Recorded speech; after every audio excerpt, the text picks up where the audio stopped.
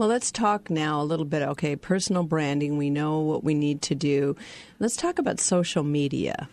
Social media has changed. It's really big. It really is, and particularly, it's changed media in the first place in terms of who's now considered media. I mean, we just have to look at the WikiLeaks. Yes. When you look at what's been happening just in the news in the last few days, the web has just changed the news business tremendously. But the other thing it's changed is the job hunting process. Employers are now looking at things like Facebook and YouTube and Twitter, blogs, Twitter. all of those. They're looking to see what people are doing online, because you may go into an interview and just be exactly everything that they want. But if you're out there doing some what might be considered risque behavior, photos or like drinking parties, that sort of thing, Right. Employers are likely to say, I don't know if this person is going to work for us. So that's part of your personal brand. So you need to be out there monitoring what other people are saying about you, but also being very careful about what you say about yourself out there. We know what's happening today. If I was looking to hire somebody, which Rochelle and I always are, we would put their name in Google. Mm-hmm. And I want to see what comes up.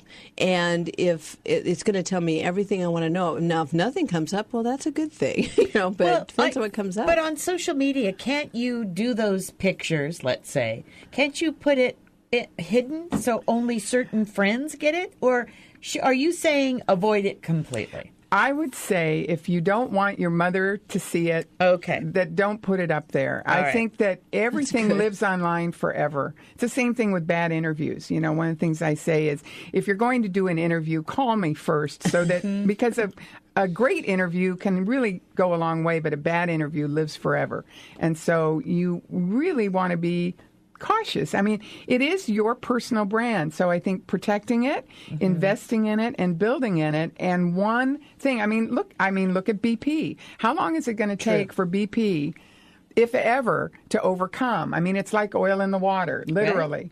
Right. It's going to take generations. But they've done the right thing. They have immediately come out with it. They're working as best as they can to fulfill all the claims. And rather than like the whole Exxon Valdez, which is a total reversal, they're like, well, we'll just let the courts handle it. You know what I mean? It's a totally different situation, I think. Well, it is to a certain point. You're right. That they did, as a group, behave much better than Exxon did. Mm-hmm. But their CEO was just removed because he botched the public relations side of it. Exactly. I mean, which is what you were trying to say, Lorraine. Right. Had he been trained by you, right? Had he not said, "I want to get my life back," but I do believe what you said is very important because I think when somebody asks you a question and you aren't used to a lot of media, which maybe he wasn't, you don't realize how they're going to take that. And that's you're going to tell us, what are they going to do with what I say, right? Exactly. And so you help us with what to say. That's exactly right. And again, it goes back to who's your audience and what do they care about.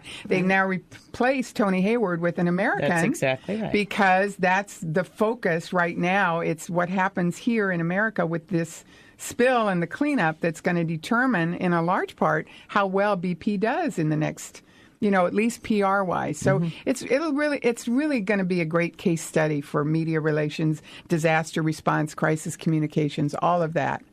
So let me go back to the book, Lorraine. Yes. You have questions. You have certain things in this book that can, in fact, help us. Yes. But if we don't want to do this alone, I could call you? You could. Oh, well, yes, you absolutely could. I do this for a living, and I love to do it. It's my favorite thing. You can tell. The other thing is, if you're not in a position to hire me, and many people who are out of work don't have the resources to do it, I would recommend that you do it with some friends and colleagues. I mean, I did this myself years ago when I was struggling with my own elevator speech. It's like the shoes of the cobbler's children. And so I'm always working on it, but I got a group of friends and colleagues together, so you can do it. I also work with people via phone and internet and the web. It's now much easier to work with people in that way, and especially for the elevator speech. You don't necessarily have to see me in person. We can do a lot via long distance. I Skype and do webinars and all of that. So And your website is? My website is mediaskillstraining.com. I have a blog. Oh. I tweet. Oh. And all You're of that. really involved, aren't you? I'm there. Well, it's important that, again, you represent your brand. Right. Which means communication, right? So you better be communicating Exactly. in all forms, which is what you're doing. I need to walk the talk. Yes, Right. yeah, very important. Right. So, And you do. And you definitely do. I mean, first of all, you're grassroots. You've come up through the industry. And so you share your knowledge with everybody because it's at your fingertips. It's not something that's really, brain surgery for everybody. And this is brain surgery. But you just take that out and you take the mystique out and hone in on what it is. Well, being in the spotlight is not necessarily a natural act. And so people rightly will feel vulnerable because people can see you and you can't hide. So but there are some tricks and tools and strategies that I can share with people to help you stay calm, stay focused, and be effective. I mean, we all have something that we want to say, and so I can help you say it in a more clear, concise, and memorable way. Wonderful. Well, again, we've been speaking this morning with Lorraine Howell, and her book is Give Your Elevator Speech a Lift, second edition, How to Craft Your Own 30-Second Commercial.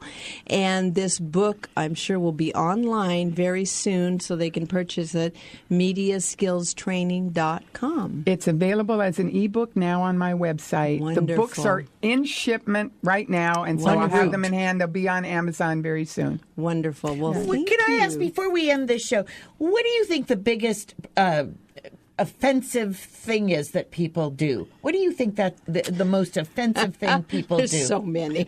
Well, The people who drone on and Yes.